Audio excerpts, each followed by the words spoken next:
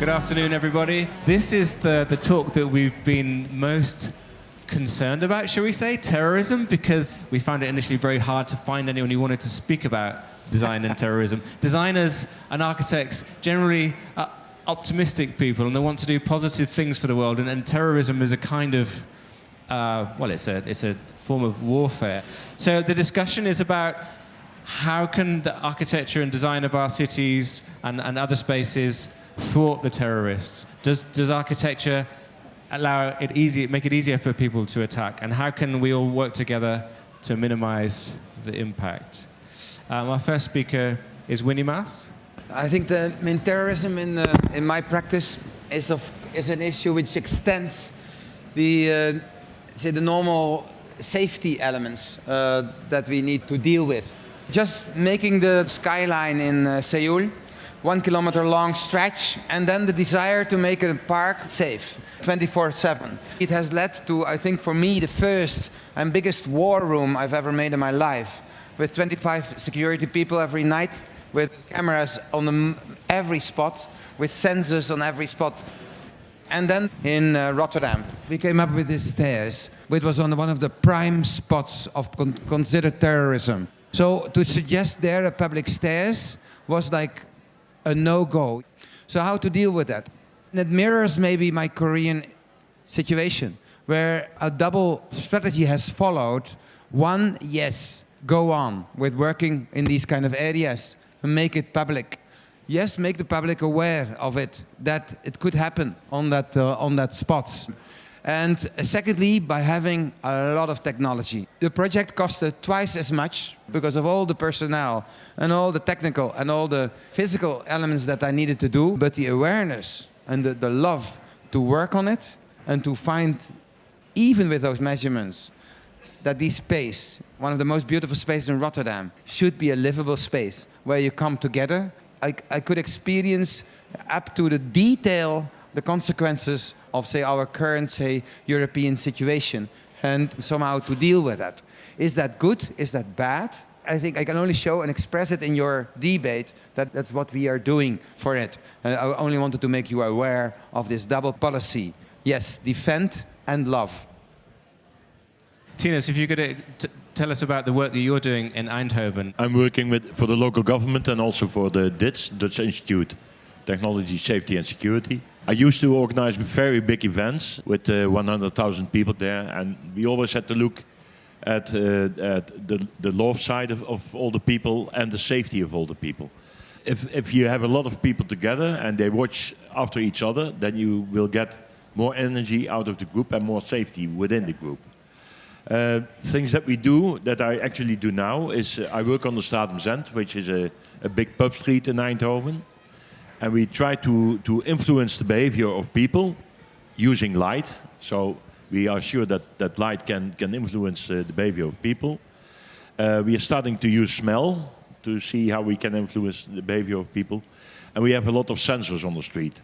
So the first thing is we try to have less aggression and more atmosphere on the street. And if we have aggression, then we have certain technological sensors to detect aggression. And we can, in a split second, tell if on the street is any aggression. But we also have video captioning systems and systems that can look if, for instance, a truck is driving too hard to the center of Eindhoven or driving to a place. I don't believe in putting everything in concrete barriers. I think that we have to find a way to have sensors like these. On the left side, you will see a sensor that everybody can say, well, that's a sensor. Or you can have a sensor that's more designed and more soft, like the one on the right side. But it's the same sensor. You can see everything with it. I leave it to there. Thanks. And you talked about using light and smell to influence people. Like light is kind of obvious how you can use light to create mood, but how do you use smell to influence people? Smell is one of the things that directly goes into your brain. But let me say, with light and with pain and with noise, you can have a built-in filter. You can get used to it. For instance, if you live near to a train station, then the trains won't bother you anymore after some days. And light, you can get used to it, and pain also, feeling. But smell, it goes directly into your brains. For instance, we did some tests at where people were arrested with the smell of oranges. And then you can see that people who were arrested took less medicines to calm down. And people wanted to take a shower more often. So you can see that it influenced your state of mind, your behavior. There's no way to put on a light or a smell if aggression is already going on. You have to find ways to be predictive on what issues terrorist attack could handle. There you can use technology. About the smell thing, so already smells are used in the street, is that what you're saying? Or it's not on the street level, because I need funding to test it out on the street level. It is tested out already in shops and in parking garages, and we did some little tests. But because of the wind, we have to have a big installation to have the smell throughout the street. But it's a possible future. Yep. Marina, tell us about yourself and your work. Yeah, I'm an architect. Since 2011, I've been working on questions connected to security. When I was in New York, working at Columbia University, I found out about the Operation Nexus, that this is counter-terrorism technique that is used by the New York Police Department, by which different shops and companies are collaborating with the police by giving information about customers. So in a way, all of us, even if in every daily activities, we are looked at as possible terrorists. As designers, we also have the expertise to analyze the city in many different terms, and one is circulation as well. So we know also how to understand flows of people. We know where are the places that are most likely to have a terrorist attack, and so I think there are many ways in which we can offer our expertise to think about how to do more safer cities, and it's not only connected to put fences or to deploy the militaries in the streets.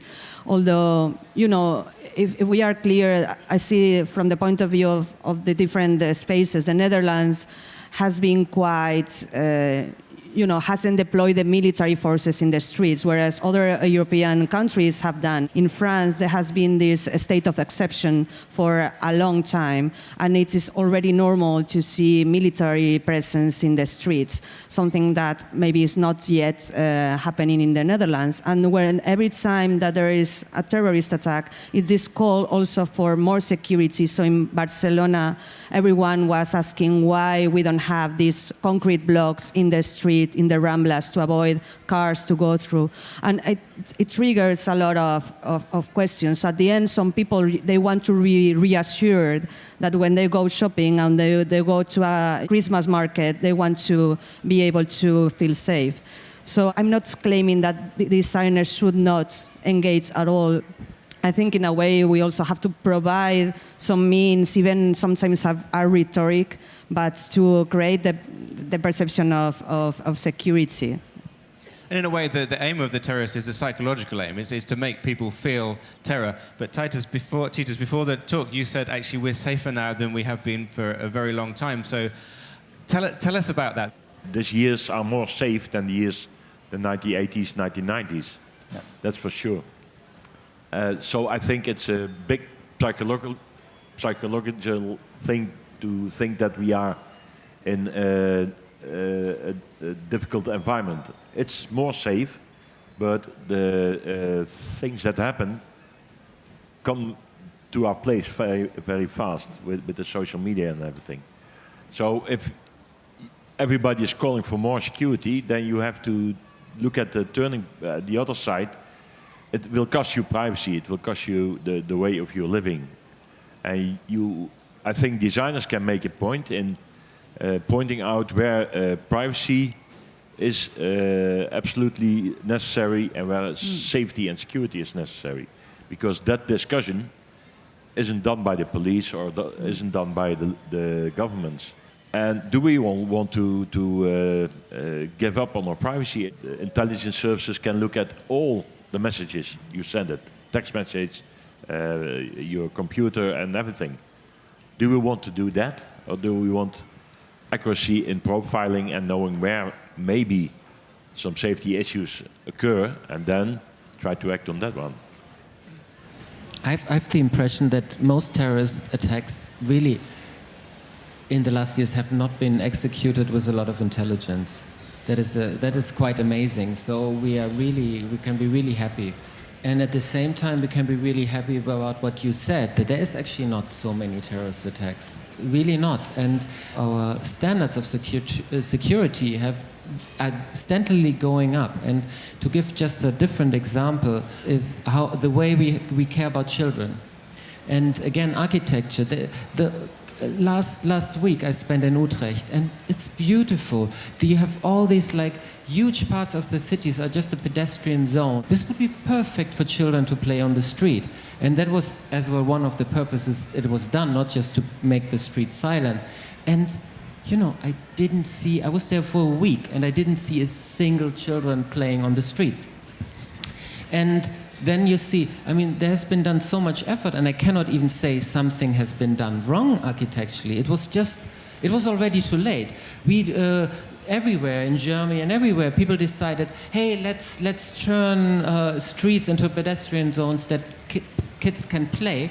But at that point, parents had already given up on doing something like that. And this might be the case with some interventions with terrorism as well. So you have to be even more speculative, more forward thinking.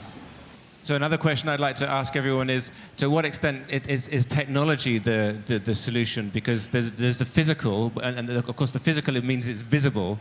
How can technology protect us? I did a talk with the Deputy Mayor of Paris, and he said that he thinks in future you could have robot bollards that would detect a threat and then whiz into position. And one of the organisers of Dutch Design Week showed me a movie this morning of a barrier that looks very soft, but when a truck hits it with impact, it stiffens. Developing technology costs a lot of money. So if you want to have automatic pollers in every street, it's going to cost you millions and millions and millions. It's not possible to protect a city with that kind of technology. So you can use technology, but it's only in the end phase to try to prevent attacks from happening. But you have to do a lot in front of that. And even then, I think that algorithms from big data can give you more information and cheaper than putting on physical blocks or something like that. In that same time, terrorist attacks will also improve, and they will have the technology also, and also the big data analysis, to look where there are no barriers, because you can see it on Google Maps and everywhere. I believe that, technology could be part of the conversation, but if you think about the latest terror attacks in Europe, for instance, they were done with very basic means. And actually it's what triggers more fear, to know that something very basic that you see every day can be deployed against you as an act of terror. So that means that for all the measures against terrorism, very technological and sophisticated, there will be always someone who will find something around us to deploy it in a very violent way. So that's my concern about security, is that it's really challenging and putting pressure on our rights, whereas the real impact is questionable. So I don't see the technology is the only solution. I'd like to ask one final question to everyone, a provocative question, because what we're talking about is a kind of militarization of a city, of attack and defense. And by and large, I think all of the designers and architects that I know instinctively don't want to get involved in that. They believe that life should be good, life should be beautiful, the world should be better. But somebody designs cruise missiles, somebody designs fighter jets, somebody designs guns. Winnie, if someone offered you an obscene amount of money, would you plan a military base? Would you get involved in a weapons design, or is that just something that is not part of your mindset at all? I got the same question lately, that would you ever design for Mr. Trump? Would I ever design a tower? And then I say, if Trump would ask me to make a tower with 40% of affordable housing in the middle of Manhattan, I would do it. And that's because then I say, yes, that's the direction to go. So that's one answer. Second answer, lately there's a demand in the Netherlands to make a better marine complex. Because Amsterdam hated it, so they have to go out of Amsterdam. So now they put it in Flushing. And so we had an intense discussion with different architects on what should the building be like. And we are in the end not the architects because we lost the competition. So and it was like, yes, it should look cool and sturdy because the Marines want to have this kind of like black. Should it look like, and steel. Does anyone have any questions? Oh, the hand's gone straight up over there. I really wonder what makes a place a target, because you see the recent attacks have been more and more on sort of these local places that haven't been a traditional target of an attack, these small cafes, a place where normal people go, and that's not something you can prevent. How do you think that changes the mindset of these architects and designers in making this city safer? Well, also that was something I was hinting at the beginning, because a lot of the recent targets have been architectural monuments. The Houses of Parliament in London, the Ramblas in Barcelona. Does anyone have a point about that? I will say that it's evolving. Obviously, when you think about the Twin Towers, obviously there are certain symbols that if you attack them, they'll have a great impact, also in media. But as you're saying, I think there are certain logics behind the attacks. One is creating a mediatic event. The other is disrupting circulation. So that's why also you have attacks connected to logistics, for instance, or services. And then you have panic created, fear in the population, and that's where you attack spaces that are for entertainment. So it's not only, I guess, connected to the architecture per se, but also to the type of impact that you or the terrorist is aiming to do. And architecture has a very important presentational power. And that's where, certain monuments or certain spaces become the target of certain aims. Thank you, everyone, for coming. We knew that this was going to be like a really difficult topic, but I think it's something that needs to be engaged with, and it's amazing to hear about the work that you're all doing in this area. Thank you very much for Dutch Design Week. Thank you very much to our speakers and to our audience for coming and listening.